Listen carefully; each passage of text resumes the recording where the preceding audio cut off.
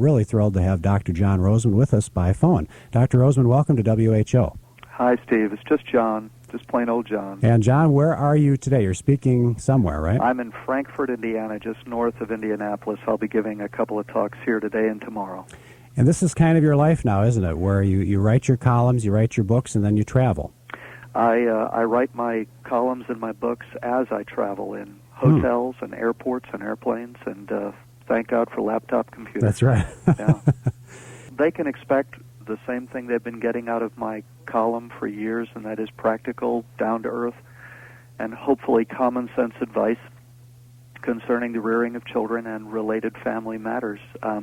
The talks that I am giving now are much different than the talks that I was giving 3 or 4 years ago, the last time I was in Des Moines. So if anyone out there thinks they've heard me, you haven't, because the message is different. How has the message changed? Well, in all honesty, I think that, Steve, and I think this happens with anyone in any profession over the years, I've improved. My message has become, I think, more powerful, and the feedback is certainly to that effect. So, does it make a difference that your kids are now grown up? I think it does. My children are 27. Eric is a commercial pilot, married, a father. And so therefore I'm a grandfather, Oh.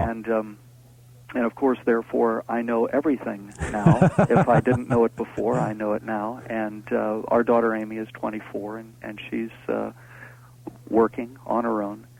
So, I think that does lend a more distanced perspective, and therefore a greater appreciation for the big picture. Yeah. What I notice is it's very cyclical. My oldest is now 13, and for a few years I kind of thought I had it. I thought I had everything covered, no problem. And then, of course, you get toward the teenage years, and now everything starts to fall apart again.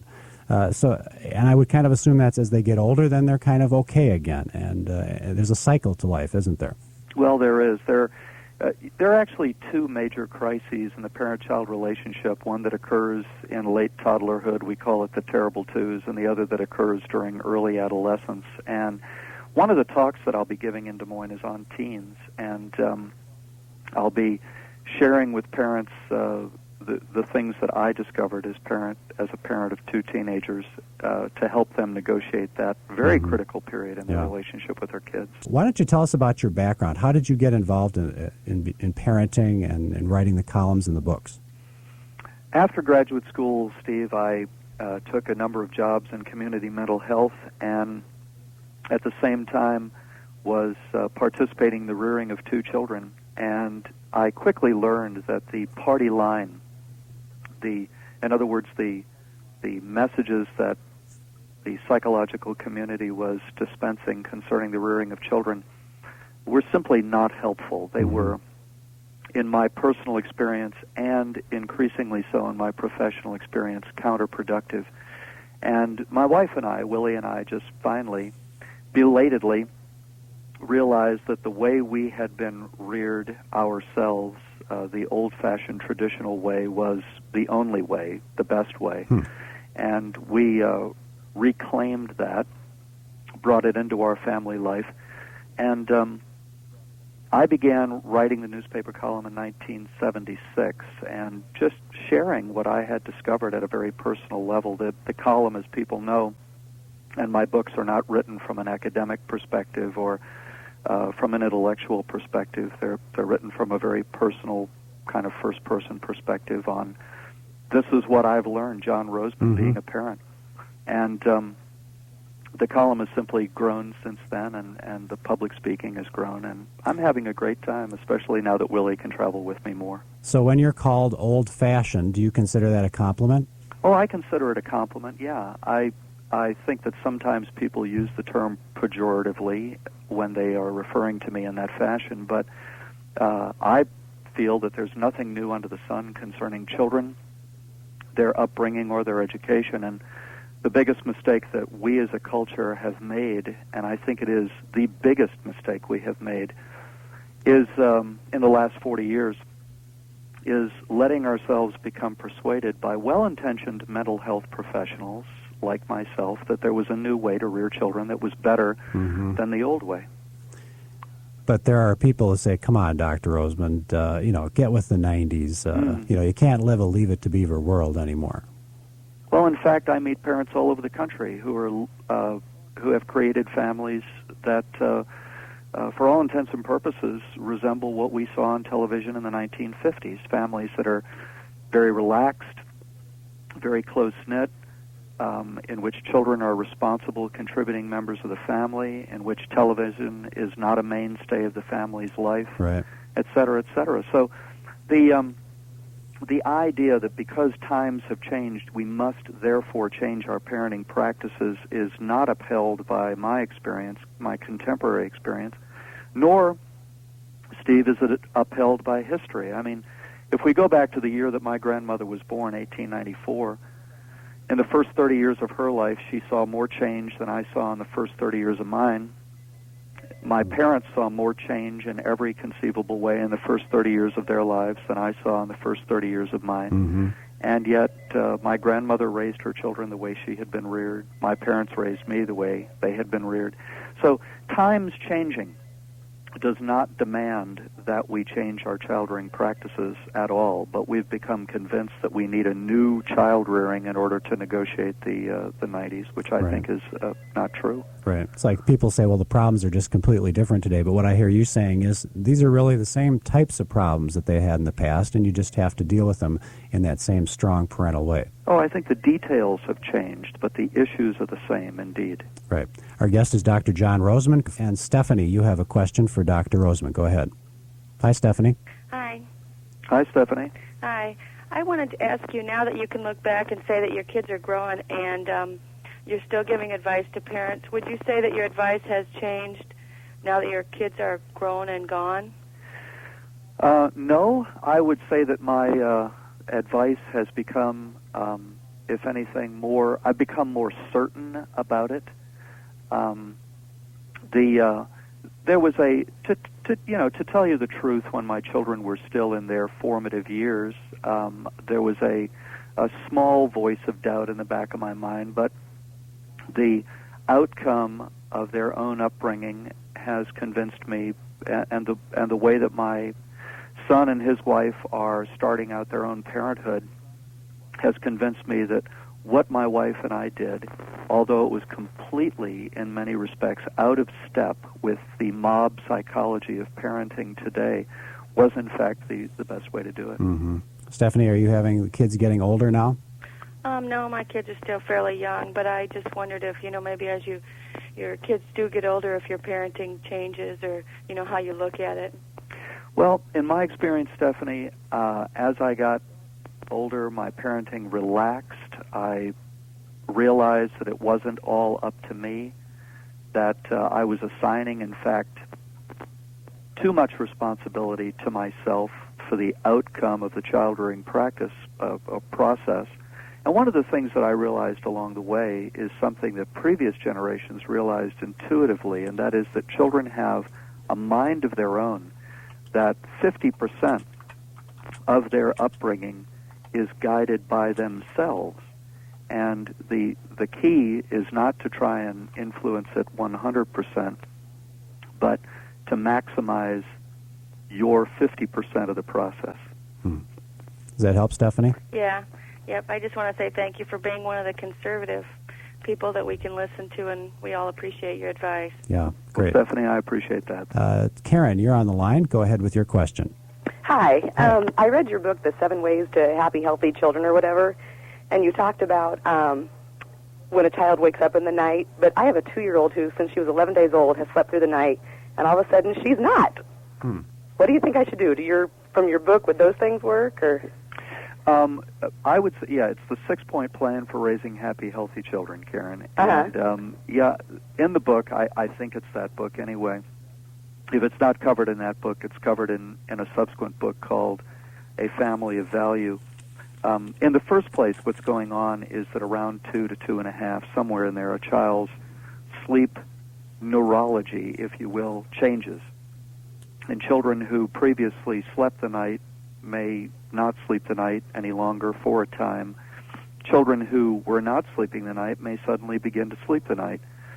So what you're experiencing is not at all unusual, and the way to handle it is simply to, when your child wakes up in the middle of the night, I would say follow your own intuition. Okay. If you feel that you need to go in there, reassure your child you're still there, everything is all right, and then leave. If he continues to cry, go in at a 5-minute interval until he's back to sleep. That generally works. Well, what happens is she's in a toddler bed now and can get up, and she wakes me in the night, and there I see this blonde little face looking at me at my bed. She's not crying. She comes in, and so that's the problem we're having. Yeah. How old is he exactly? She is, she turned 2 the end of April, so 2 and 5 months or whatever. Okay, and is she fairly verbal? Very. Okay. Well, one of the things that you can tell her at this age, and I'm going to let you figure out the details of this, but I'll just give you one idea. This may not be the idea that you're most comfortable with, but you could put a gate up at your door. In other words, leave your door open, but put a gate up, and tell her that you've talked to her doctor, and her doctor says that she can't come in your room. She can wake up, she can come to the gate, but she can't come in your room. And it'll be easier for you under those circumstances, I think, to get her back in her bed. You may want to put the gate up at her door. I'll let you figure out the details. Yeah, I need her to be able to get to the bathroom if she needs to. Yeah. But that's an interesting idea. Yeah, that is. Does that help, Karen? That does. Great, thank you. Okay, thanks for calling in. Dr. John Rosemond is our guest. Back to the phone lines at WHO Radio. Linda, you have a question for Dr. John Rosemond. Go ahead, Linda. Hi. Hi, Linda. Hello. I've been a child care provider for 18 years, so I deal with children and siblings or children, parents and children for daily basis. And then I have one daughter that's married and has quadruplets, natural quadruplets. Goodness. And 2 boys and 2 girls. And she's doing a wonderful job with them, and I'm really proud of her. She's been a hands-on mom day in and day out. Well, of course, Daddy works and is going to school part-time. So she's definitely with the children most of the time. Yeah. I really don't have any, like I said, they're doing really, really well, but the couple of them are like really shy when you're first around people or someone comes in, usually with dark hair or something like that. About what age do they grow out of their shyness or what? Linda, the latest research is that shyness is an innate temperamental characteristic, and that more girls than boys have temperaments that are that we call shy, and that typically 80% of people who start their lives shy will eventually grow out of it. What is counterproductive is a lot of pushing. Sure. What is productive is just a lot of one of the things that you and her parents can do is be proactive about social situations. If you're going into a social situation and you want the children to meet someone, practice how to meet someone, how to look at someone, and just simple things like saying hello and so on and so forth. The more low-key the guidance, and the research seems to indicate that the more outgoing the parent, the more likely it is that the child will outgrow this in due time. Yeah, they're doing a lot better now at 2 years old than they did at a year old. Yeah. But it's more the boys than the girls. The girls will be shy for just a few minutes, and then, boy, they're down and little socialites. Yeah. But the boys are the ones now, they're real clingy. And even now, Alexander, even if you're playing with him, and he's in the car seat and we're singing songs along the way or something, but if you just smile at him and or tickle him, he just is real shy and will turn his head and doesn't want the eye contact even. He's just really shy, even sometimes with his mother, that he'll be just real shy. This may not be shyness. In fact, it may just be a typical developmental stage that all children go through. They do go through a fairly clingy stage between 18 and 30 months, and it can be interpreted as shyness. I know my grandson, Jack Henry, is going through a similar kind of thing. I mean, whereas he used to run up to me and throw his arms around me and almost jump into my arms, now I will walk into a room and look at him, and he kind of looks down at the floor with this kind of half smile on his face, like he doesn't really know what to do. And that's just a phase. So I would say, you might want to just reevaluate this in a year, and in a year you'll know whether this is shyness or not. Thanks, Linda. Thank you. Okay. Dr. Rosemond, my youngest daughter, of course, she didn't go to daycare, and so people said she was a little bit shy. She's totally fine now. I think a lot of it is we're so used to these daycare kids being so aggressive and almost intimidating. I mean, they're so outgoing now because from age 6 weeks they've been in a room with 40 other kids. The kid who doesn't go to daycare ends up kind of looking a little bit different. But I don't have a problem with that. I mean, the kids are going to grow up just fine. Yeah, I think you're absolutely right, Steve. The research is that children who go to daycare have, quote, better social skills, and I'm not sure that they're so much better as just different. Yeah. Our guest on Winsenberg on the Weekend is Dr. John Rosemond. He's the author of Parent Power and a number of other books. And Dr. Rosemond, you're not one to shy away from controversy, so I'm going to go ahead and toss a couple of these at you, okay? Fine. Because you've written about these. The one I think that got the most response that I saw in terms of letters to the editor was the attention deficit disorder, where you said that very often it isn't just as easy as just giving a kid some medicine, that there are some other things going on there. Can you explain that? Well, I am unconvinced that we're having an epidemic of attention deficit disorder. I am convinced that we're having an epidemic of the diagnosis of attention deficit disorder. I'm convinced that there is, Steve, a lot of misinformation and mythology being dispensed to parents whose children have the sort of difficulties that we associate with the syndrome. Let me clarify, first of all, I do believe that there is such a thing as attention deficit disorder. I am not convinced, and in fact I am a skeptic, that this disorder is, for the most part, a result of genetics. I have to believe, based on cross-cultural research and based on longitudinal information, in other words, information from previous generations, that the epidemic increase in this particular disorder, which is apparently epidemic, is due not to genes, not to chromosomes, not to biology, but is due primarily to a reversal, to changes in our child-rearing practices, and to the introduction of television into the lives of children. Yeah, I agree. And, I keep saying this, and it just raises the hackles of people who have a vested interest in thinking that this is a biochemical disorder. How about stretching it even farther to say possibly the state of the family, in the sense of there are two parents out there working full-time very often, the kid not getting the type of attention that they used to get, years ago? Is that possible? Oh, yeah. I think that in previous generations, Steve, children were reared such that they learned at a very early age to pay attention to adults. They learned at a very early age to accept assignment from adults, and they are not learning those things in families anymore. And I'm going to be talking about that in one of my talks called the Frantic Family Syndrome. But you sure get a lot of violent reaction to that. I'm amazed how many kids I have, how many college students I have who come up and say, I have attention deficit disorder. Yeah. They've diagnosed themselves that as if that's something that's going to last the rest of their life. Right. And I'm not sure how accurate that diagnosis is. Well, even if the diagnosis is accurate, another part of the myth is that it is not remediable, that it is going to last the rest of your life. I mean, for gosh sake, Steve, and all of our listeners, I hope, should appreciate this. The human brain is the most adaptable organ in the known universe. The human brain can recover from a massive stroke.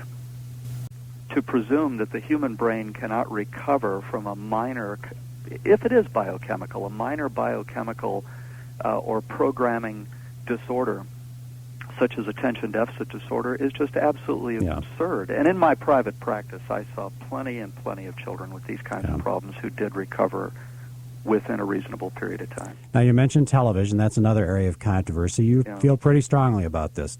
Tell us about it. I feel strongly about it because television, I think, has a lot of insidious effects that have nothing to do with the programming that children are watching. I think that television, if it's introduced during the preschool years, can have the effect of delaying the maturation of a child's attention span. People don't realize that a child's attention span does not mature until age 5 or 6 anyway. And before that time, a short attention span is pretty much the norm. The key to the maturation of that attention span is not to put any impediments in its path, and I think television is one of those impediments. Oh, but now the people are going to say, look at Sesame Street. Look at all the wonderful ABCs that kids learn at age 2 and 3 now because of television. Right, and I say to them, there is no evidence whatsoever that those programs are uplifting the educational level of this generation of children. In the first place, since television became a staple in the lives of children, and even since Sesame Street was introduced in the late 60s, scholastic achievement test scores have been going downhill, epidemic reading problems have been going uphill. The second thing that I would say is this, that school and Sesame Street are simply not at all comparable. The classroom is not a place where teachers entertain you, and I'm afraid that children these days, and the indication I get from talking with teachers, in fact, is that children today in large numbers come to school thinking that education is going to be fun and games, like they have experienced it to be on Sesame Street. And I say to parents, Sesame Street is anti-educational, because in the final analysis, that is not how one becomes educated. Well, you cover this in your books and your columns, and you've done just a great job being very even-minded, fair in approaching all these subjects. Gosh, I hope so. And Dr. John Rosemond, thank you so much for taking the time to be with us. I know you've got a crazy schedule, but we appreciate you taking the time today. Steve, thank you for inviting me on your show, and let me just say that I'm looking forward to being in Des Moines. It's one of my favorite places, always has been. Thanks.